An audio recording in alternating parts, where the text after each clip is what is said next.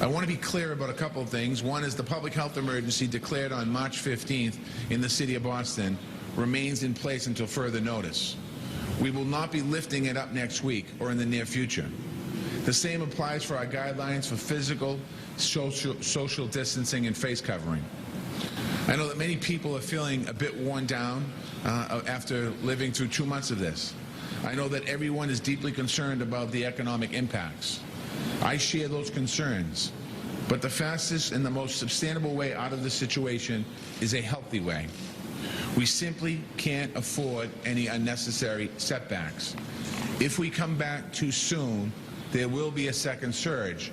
What the study showed us is that 90% of Bostonians have not been impacted by COVID-19 as far as their physical health.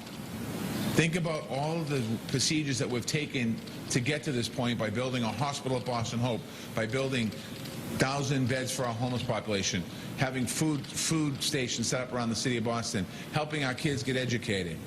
If we lax and take those safety nets away, and we have a second surge, we'll be in a bad shape, our hospitals will be in tough shape, and we'll be in a lot worse situation than we are today.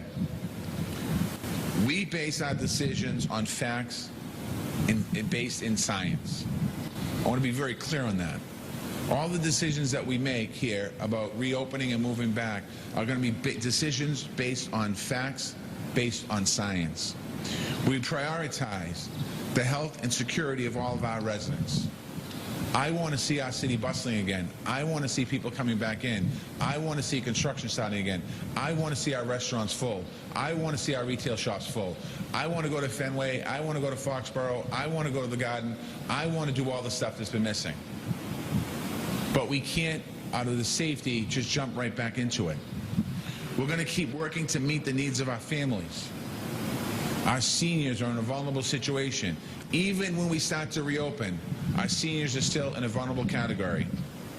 Our frontline workers, even when we start to reopen, our frontline workers are going to be in a vulnerable category. Vulnerable people, people that have pre-existing conditions, when we reopen, are still going to be in very vulnerable positions. Everyone in our city who's impacted by this crisis, I understand that. But I also understand, as I said Wednesday, I think I said this Wednesday, I said it one day, I said it's not the economy versus public health. It has to be worked together.